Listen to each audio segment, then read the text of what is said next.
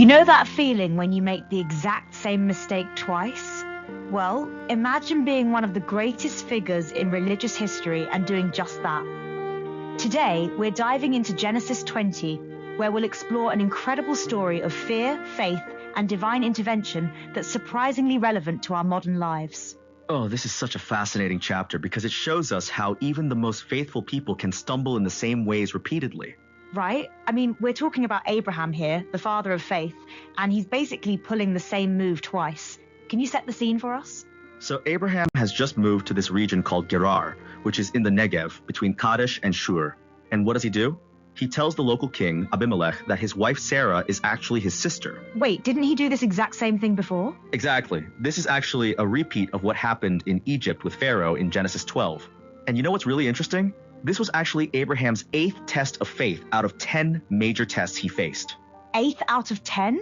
That's specific. Where does that come from? According to ancient Jewish tradition, Abraham faced 10 specific tests of faith, including leaving his homeland, the famine in Canaan, this situation with Abimelech, and ultimately the sacrifice of Isaac.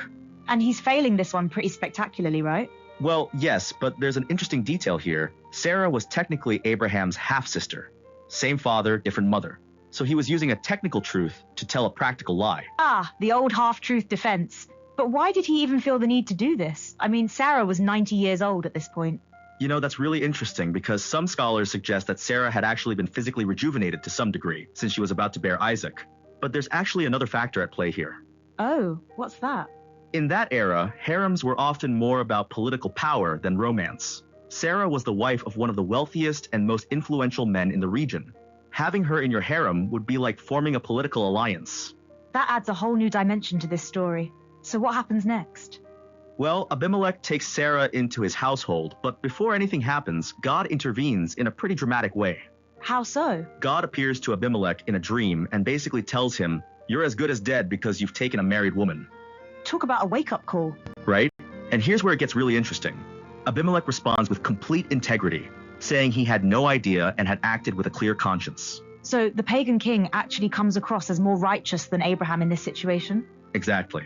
And God acknowledges this, saying, "Yes, I know you did this with a clear conscience, and so I kept you from sinning against me." That's pretty remarkable. God actively prevented Abimelech from sinning? Yes, and it shows something really important about God's character. He's not just interested in protecting his chosen people, but also in preventing others from unknowingly sinning. So what happens when Abimelech confronts Abraham about this? Abraham's response is, well, it's not great. Instead of confessing his sin, he tries to justify his actions. What's his justification? He basically says, "I thought there was no fear of God in this place, and they would kill me because of my wife." He even tries to blame God for his wandering lifestyle. Wow, that's a lot of deflection there. It really is. And you know what's fascinating? This whole episode teaches us 7 key lessons about avoiding sin. 7 specific lessons? Let's hear them. First, we need to stay vigilant in areas where we failed before.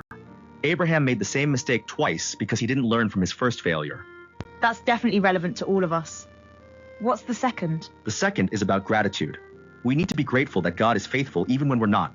If we take his grace for granted, we're more likely to misuse it. And the third? Third is honesty. Lying puts us under the influence of deception and makes us poor witnesses to truth. That's particularly relevant given Abraham's half-truth approach. Fourth is the importance of confession. Notice how Abraham tried to justify his sin instead of simply admitting he was wrong. Yeah, that's a tough one for most of us. Fifth is taking personal responsibility. Abraham blamed his environment and even God for his choices. Ouch! That hits close to home. Sixth is maintaining integrity. Even after everything, Abraham accepted compensation from Abimelech for his own deception. Wait, he actually took payment after all that? Yes, Abimelech gave him sheep, cattle, slaves, and 1,000 shekels of silver, even though Abraham was the one in the wrong. That's pretty bold. What's the 7th lesson? The 7th is humility. The whole episode shows how even the most faithful can fall if they rely on their own wisdom instead of God's guidance. But here's what I find really interesting. Despite all of Abraham's failures, God still used him, right? Absolutely. In fact, at the end of the story, God has Abraham pray for Abimelech and his household. The same Abraham who just deceived them? Yes, and God answers his prayer, healing Abimelech's household. It's a powerful reminder that God can use us despite our flaws. That's pretty encouraging for those of us who feel like we keep making the same mistakes. Exactly. And you know what's really beautiful about this? God's faithfulness shines even brighter against the backdrop of human weakness. So what's the big takeaway from all this? I think it's that spiritual growth isn't about never failing. It's about how we respond to our failures and whether we learn from them. And maybe also about being honest about our struggles instead of trying to justify them? Absolutely. It's about recognizing that even our heroes of faith had their moments of weakness, and that's okay. But it's not okay to stay there. Right. The goal is growth, not perfection. And sometimes our biggest failures can lead to our greatest lessons. You know, it's pretty amazing how a story from thousands of years ago can still be so relevant today. That's because human nature hasn't really changed. We still struggle with fear, trust, and the temptation to take shortcuts. And God's nature hasn't changed either. Exactly. He's still faithful, even when we're not. He still protects, even when we try to protect ourselves.